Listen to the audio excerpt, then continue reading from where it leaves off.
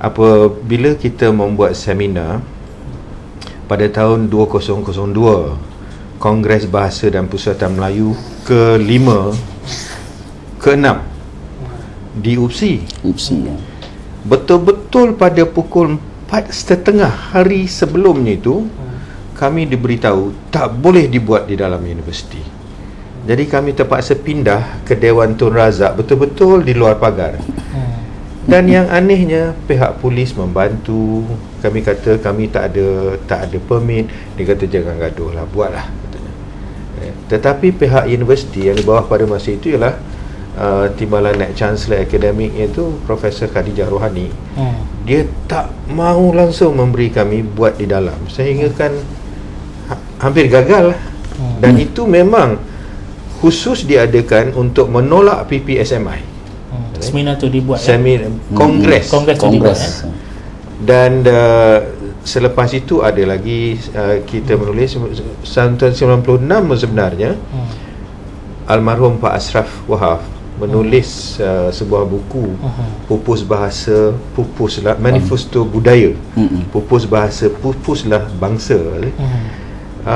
Itu menentang ini semuanya. Kertas Profesor Syahrir ada, saya ada, dan kita hantarkan itu salinan kepada Menteri Pelajaran. Jadi kita sudah menghantarkan umpan balik kepada Menteri, kata fikir kembali dan sebagainya. Dan kenapa dibuat tahun 2003 apabila kami mengadakan Kongres 2002 tu, dan apabila kami membantah, asalnya rancangan itu akan dilaksanakan pada tahun 1 dan lepas itu tahun 2. Tetapi apabila kami membantah dengan tidak berhenti-henti, maka Mahathir terus melaksanakannya, buat semua sekali.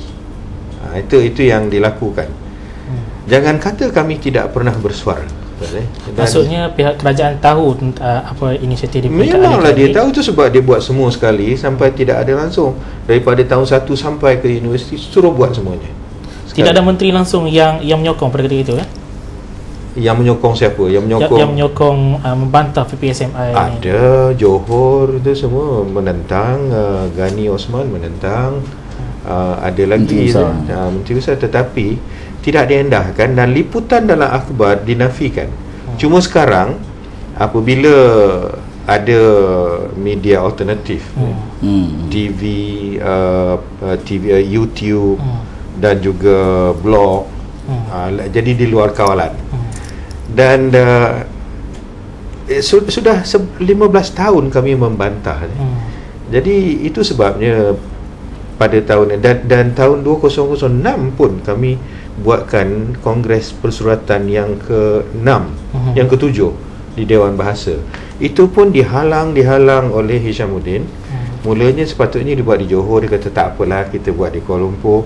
Bila sampai masanya dia kata tangguhlah sekejap. Dan akhirnya kata kami tak boleh tangguh, dan dia tak mau datang. Tapi apa yang sangat penting pada masa itu ialah buku yang saya buat, kenapa kami bantah PPSMI itu sudah diterbitkan pada masa itu. Pada tahun 2006 ya. Dan kita membantah sehingga kan diajak ke kementerian untuk berunding. Bukanlah berunding, tidak ada apa yang nak dirundingkan. Kami kata hentikan saja, sebab memang tidak masuk akal. Yang dalam bahasa Melayu pun, pelajar Melayu ni luluslah matematik dan sainsnya, tetapi mereka terpaksa bekerja keras. Ataupun kadang-kadang saya katakan segolongan pelajar Melayu tu terkial-kial jugalah untuk lulus. Tiba-tiba ditukar ke bahasa Inggeris, keputusan semua baik. Mana masuk akal? Tak boleh. Itu saya sebut pada menteri pada tahun 2006 di kementerian sendiri. Itu yang dia katakan, tunggu 2008. Dan semua orang tahu. Di depan pegawainya seramai 60 orang, 68 orang. Maksudnya yang nak merancang untuk demonstrasi jalanan ni bukan di peringkat JMP lah. Dia ada dua sebab. Yang pertama, kami sudah cukup berunding dan beliau tidak menunjukkan sebarang tanda-tanda yang beliau itu ada mendengar apa yang kita katakan. kalau dia mendengar pun kami rasa mungkin beliau tidak faham. Sebab apabila timbul isu GMP 7 hari bulan ni, reaksi beliau yang pertama, kenapa selepas 6 tahun? Dia lupa ke dia yang suruh tunggu? Yang keduanya, kenapa selepas 6 tahun? Dia katanya yang ini ialah dia lupa ada satu isu lagi yang selalu diwar-warkan oleh UMNO. Kita kembali ke akar umbi, kita kembali ke akar umbi. Saya rasa sekiranya kita pergi kepada masyarakat umum, akar umbi, itulah akar umbi. Jadi bukanlah sesuatu yang kita buat untuk menderhaka ke apa ke. Dia tak ada isu itu. Itu memang apa yang saya katakan, isu ini adalah isu rakyat. Dan kita perlu kembali kepada rakyat apabila pemimpin tidak mempunyai jiwa besar untuk memikirkan apa yang terbaik untuk rakyat.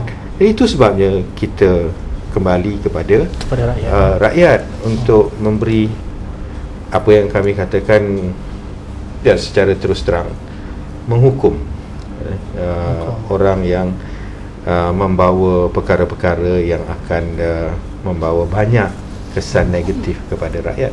Okey, isu PPSMI ni adalah isu rakyat itu kata Prof.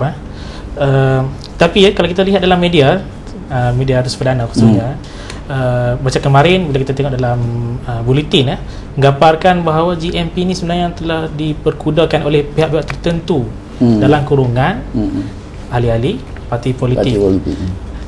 Doktor sebagai salah seorang daripada ahli akademik, doktor tak bimbang ke dengan tolong kejaran raya ni doktor akan dilihat sebagai alat? Datuk Ahsan Ahmad, pengurusi GMP telah menjawab dengan baiknya dan disiarkan agak baik dalam akhbar. Ada akhbar ini hari ini agak baik. Hari ini saya tak salah. Dia rakyat Malaysia ni, dia rakyat di mana-mana pun terbahagi pada satu yang menyokong kerajaan rakyat, kemudian rakyat yang tidak menyokong parti yang memerintah kerajaan. Tapi di Malaysia lebih malang lagi, ada golongan yang merupakan ahli parti pemerintah yang bersimpati dengan GMP, tapi tidak berani bersama di depan khalayak yang ramai kerana kepentingan parti. Jadi kepartian itu begitu hebat.